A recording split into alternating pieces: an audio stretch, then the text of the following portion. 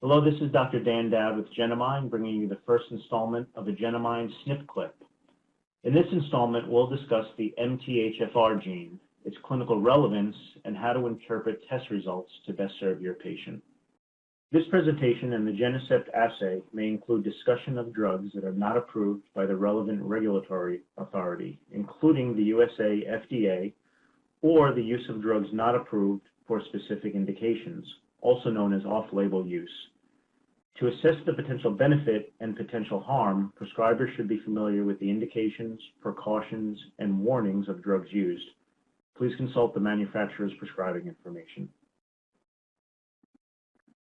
As some of you may already know, Genomind is a personalized medicine company that is bringing innovation to mental health care through genetic testing. The Genotypes assay is our main service offering, and it is a comprehensive test developed in our clinical laboratory. It provides licensed and prescribing clinicians a tool to use based on their patient's own genetic information that may help guide personalized treatment selection for mental illness. Our testing is used on the order of a prescribing clinician. SNP clips are broken down into four basic segments to provide an introduction to the physiological significance of the protein expressed by the gene, basic information about the polymorphism and gene, and finally, what the genotype can mean clinically to your patient based on some of the current evidence. In this SNP clip, we'll focus on the utility of L-methylfolate supplementation as a treatment option for depression. MTHFR is a key enzyme that is crucial for folate metabolism and is implicated in several pathologies, including mood disorders. Folate is absorbed either as the synthetic form or from the diet as folate or dihydrofolate, respectively. MTHFR is an enzyme which is essential for converting these initial folates into a form that is more membrane permeable, L-methylfolate. This is the form that more easily crosses the blood-brain barrier into the CNS. Here, L-methylfolate is involved in pathways important to nervous system function. For example, L-methylfolate is an essential methyl donor for biopterin-dependent neurotransmitter synthesis and S-adenosylmethionine-dependent methylation of biological systems, as well as epigenetic regulation. Considering this, it's not surprising that deficiencies in dietary folate or folate metabolism are associated with a range of mood disorders, including depression, bipolar, schizophrenia, and autism. In addition, there is evidence that methylfolate supplementation may help improve outcomes in these conditions. Some basic information about this gene. MTHFR is found within a 20 kilobase locus of the tip of chromosome 1. To date, 2 polymorphisms have been identified which significantly affect the activity of the expressed enzyme and have been associated with a range of disorders. Both polymorphisms are substitutions. The first, 1298A to C on exon 7, causes a residue change from glutamine to alanine and is associated with a 20% reduction in enzyme activity for each C allele. Substituting tyrosine for cytosine at nucleotide 677 on exon 4 causes a residue change from valine to alanine. This significantly reduces enzyme viability, reducing apparent activity by about 35% per T allele. The minor alleles are found at a relatively high frequency in European and Asian populations, and slightly less frequent in those of African descent. It is pertinent to note here that the reduced activity phenotype is additive across alleles. For example, subjects who are heterozygous at both 1298 and 677 can be expected to have MTHFR activity reduced by about 50% compared to non-carriers. The frequency of these compound heterozygotes is estimated at about 15 to 22%. Independent of genotype, folate deficiency has long been associated with increased rates of depression. It makes sense that multiple studies have also connected reduced MTHFR activity with depression. A 2013 meta-analysis, in accordance with previous studies, indicate that the C677T polymorphism increases risk of depression by 15% for T allele carriers and by 42% for TT homozygotes. This has spurred investigators to assess the efficacy of L-methylfolate supplementation in the treatment of this disorder. We will review two recent studies that examine the impact of L-methylfolate supplementation in patients with depression. Based on preliminary findings and case reports, a clinical trial interrogated the efficacy of L-methylfolate supplementation as add-on therapy in patients who failed to fully respond to SSRIs despite an adequate trial.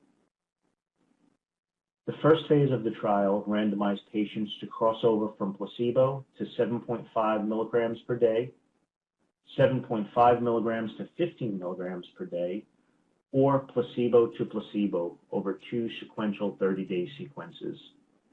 Response rates for the 7.5 milligram per day methylfolate were no different from placebo. However, investigators noted a trend favoring the higher dose. Trial 2 repeated the original trial, but using only the 15 milligram dosage. This showed significant efficacy with patients treated with an SSRI and 15 milligrams methylfolate having a response rate double that of SSRI monotherapy. Several secondary endpoints also favored methylfolate, including degree of symptom improvement. Remission rates in this group were 14.2% based on HAM-D scores. These results indicate a number needed to treat of 6, with adverse event rates similar to that of placebo. In other words, you would need to treat 6 patients with methylfolate supplementation to achieve 1 improvement in outcomes. It should be noted here that these patients were not genotyped, and so these results are not specific to MTHFR status, for which we might expect an even greater impact. This more recently published Enlight study limited their study population to only those with at least 1 MTHFR mutation. Enlight is a supplement which contains a range of micronutrients involved with folate metabolism, including 7 milligrams of methylfolate. This study randomized depressed patients to either 1 Enlight daily or placebo for 8 weeks. Patients were discontinued from their antidepressant regimen for at least 2 weeks before initiating the protocol. Serum homocysteine levels were measured at baseline and week 8. MADRS scale was recorded at baseline, week 2, and week 8. Of the 170 patients randomized to Enlight, 159 completed this study. No withdrawn patients claimed adverse events as the reason for withdrawal. 37 patients withdrew from the placebo arm, mostly due to lack of efficacy and a desire to begin a non-study antidepressant. Significant separation between MADRS score was seen as early as 2 weeks between the treatment and control arm, with an 11-point difference in scores between groups at week 8. Additionally, the authors noted that 42% of patients treated with this supplement reached full remission, with restoration of the targeted metabolic pathway indicated by a nearly 20% decrease in homocysteine in the treatment group, compared to an increase in the control. Similar to the previous study, Enlight's adverse event profile did not significantly differ from that of placebo in this study. In summary, MTHFR polymorphisms have been shown to impact folate metabolism, which has been associated with several mood disorders. We reviewed 2 recent studies evaluating safety and efficacy of methylfolate supplementation, which illustrated safe and effective use in major depressive disorder. Comparing these 2 studies, there seems to be greater incidence of remission with methylfolate supplementation when patients are pre-selected based on their MTHFR status. If a clinician is interested in getting personalized pharmacogenetic information for a patient, the Genotypes assay tests for variations in 18 clinically relevant genes. Any clinician with prescriptive authority in the United States may order the Genotypes assay. There are 2 options for ordering the test kit, which contains a simple cheek swab to use with patients.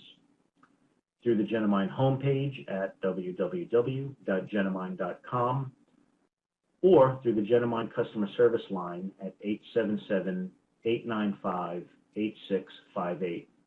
Representatives are available Monday through Friday until 7 p.m. Eastern Standard Time. Thank you for your interest in Genomind and the Genocept assay. We hope this webinar was informative. Thank you.